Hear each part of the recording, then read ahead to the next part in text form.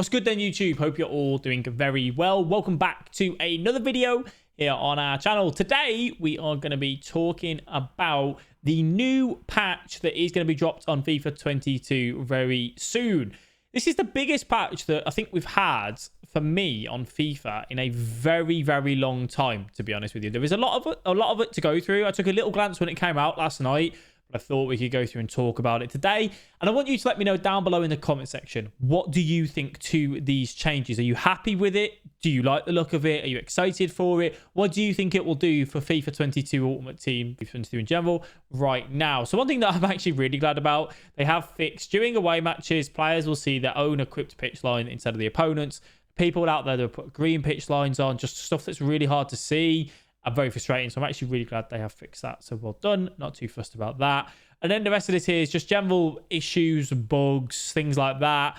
Again, we're not too fussed. We're not really going to go through that because there's so much for us to go through in the gameplay side of things.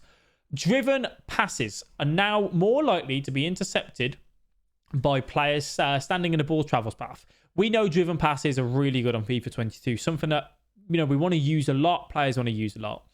They've obviously fixed that now to an extent where they'll be intercepted more.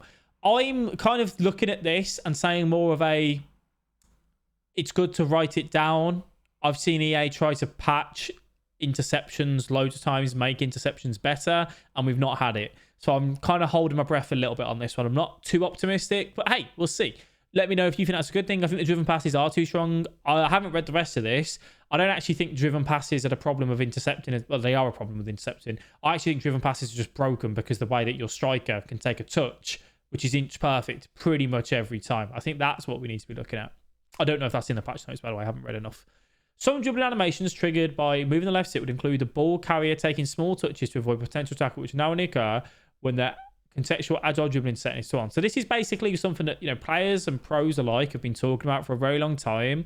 It seems as though CAD was on with it not being on, you know, with it being off. And they were taking CAD touches, these little intricate touches, you know, avoiding challenges that really shouldn't have been avoided because you weren't using probably agile dribbling or contextual agile dribbling because it's not on by default. You can't have it on with a competitive master switch.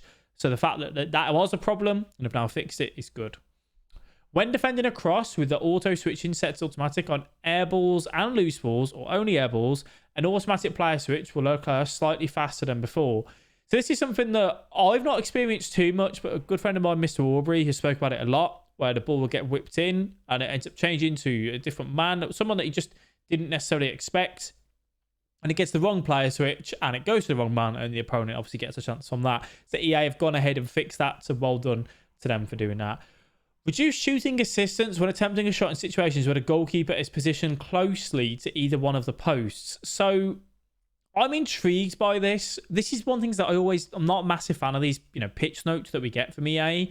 How much have you reduced it by, you know, and kind of give me an example. I kind of want to see what exactly you're on about because, you know, when the goalkeeper's on either one of the posts, in what way, you know? So if the goalkeeper's on the near post and I hit it far post, are you saying that assistance isn't as good now? Are you saying that if I shoot near post and a goalkeeper's at near post? Where do you mean on this? I would like to know a little bit more and how much by, but that's personal preference.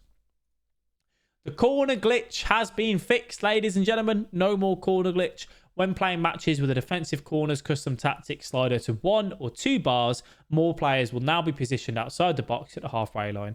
So the corner glitch, by the looks of it, again, has been fixed. I would kind of hold off on this and say, I would like to see it, really. You know, I'd actually like to see EA put this into action and see if it works. But hopefully, fingers crossed, it has been done. Improves AI teammate defensive marking during the short corner scenarios. There you are. That would explain it. It probably has been patched there now. Read on. But yeah, so that'll be good then. So that means that hopefully the AIs don't all just charge out the way that they do. We do get some form of defensive cover in that particular area and zone. Added more variety to the type of shots the CPU AI can perform. That doesn't affect us in gameplay for us. In a situation where a jockey and defender is nutmegged, they will no longer perform an animation in which they slip while turning. I've not noticed that, to be honest, because I don't really see too many nutmegs, like, intentionally. I see passes that go through and nutmeg, but not like a player taking someone on. So I've not noticed that too much. You let me know down below if you have done. Reduce the frequency of CPU AI slide tackles. I've seen this a couple of times where like a player will try and intercept and they'll drop to the deck to try and, intercept it and slide tackle for that. So hopefully that won't get us caught on there. Remove some lunging animations that click over when a control player was attempting to block a crown pass. Thank you. I hope that's most, like all of them though, because that used to be so infuriating when, you're stood in the passing lane, your player tries to intercept, doesn't intercept properly, and they do this stupid lunge animation when you haven't told them to tackle, and then your player is out of the game for the next half a second to a second. It's a very frustrating thing to deal with and something that, really does get annoying. But I'm glad that they've patched that and fixed that.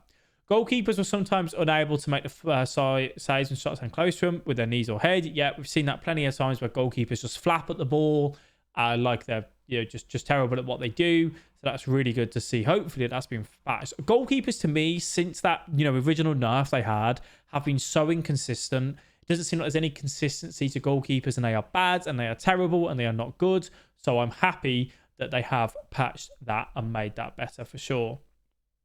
Next up. When playing matches with a defensive depth custom stats set or above, defenders can intentionally drop too deep into their own half. Have you fixed that? Wow. So that's an issue that we've had since day one, where these defenders would drop back so deep and just track these runs when they really don't need to. And it gets so infuriating to deal with. I'm really, really happy to see that that's been patched and fixed. And I'm really hoping that has done what we want it to do. When attempting to perform a right stick to a centre-back, a different player could sometimes be switched to instead. I've seen that right stick switching has been a little bit buggy this year. Where you do flick it in the right direction, it doesn't always go where you want it to. A few coaching students of mine have had that issue. So I'm happy to see that has, been fixed. In some situations, goalkeepers are not making successful saves on shots that were within reach or diving distance. Good. When performing a player switch, the next player indicator could sometimes appear over an unattended player. Again, I've seen that as well. Shout out to one of my students, Matt.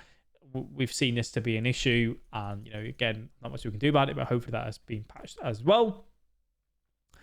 And then, to be fair, that looks like sometimes a goalkeeper could commit a foul without a referee awarding a set piece to the other team. Yep, seen that one. The team press meter would essentially decrease while team press starting a pass switch activation. When activating a player lock, a player switch could not be requested until the player let go of the right stick input and then make a new player switch request. I've had this issue a little bit, which is why I've not used too many player locks actually, because I just seem to get them wrong because of that actually.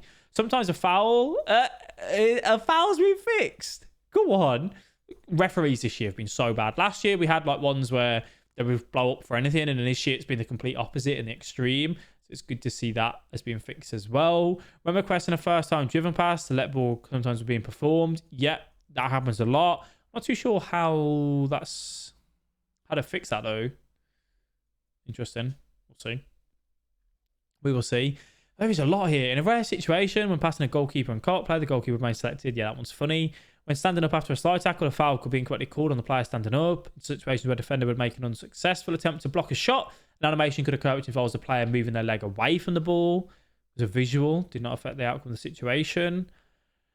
I think, to be fair, the rest of these are just all little bugs, aren't they? In rare situation, request effect shot would not be formed. The control player would not animate correctly. You've seen that one where they just kind of glitch in midair. Fine. Wow, there's so much. So I'm just kind of reading these to ones that are kind of necessary, to kind of talk about. I don't think there is as much down here that we do need to talk about. Yeah, I think that's pretty much it. The thing that worries me, right? I'm happy to see a lot of these changes. The thing that worries me is that everything's a nerf, really. I don't ever see any buffs to attacking or big nerfs to manual defending or AI defending, I should say, sorry. And buffs to attacking to particular areas or anything like that. It is always nerfs. The goalkeepers have gotten better. The driven pass is technically a nerfs, fine.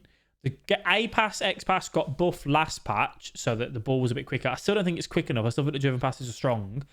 I'm just interested to play this patch to see how it plays out. Because I think on paper, all this looks promising, but it depends how EA kind of introduce this into the game and how it actually plays out for us and whether it is right. Is it going to take us back to FIFA 20 where the game will be sat deep and players will be defensive? Or is it going to be a bit more of an open game, with not so much driven and maybe some more type football. I don't really know. I'm a little bit intrigued by this patch and what we've read through here today. So you let me know down below in the comment section. What do you think? What are your opinions on this? Is there anything that you think needed to be changed that hasn't been changed that you would like to see tweaked? Pop that down below and I'll look forward to reading them. As always, thank you all very much for watching this video. Leave a like and subscribe if you are new. I'll catch you in the next one. Bye-bye.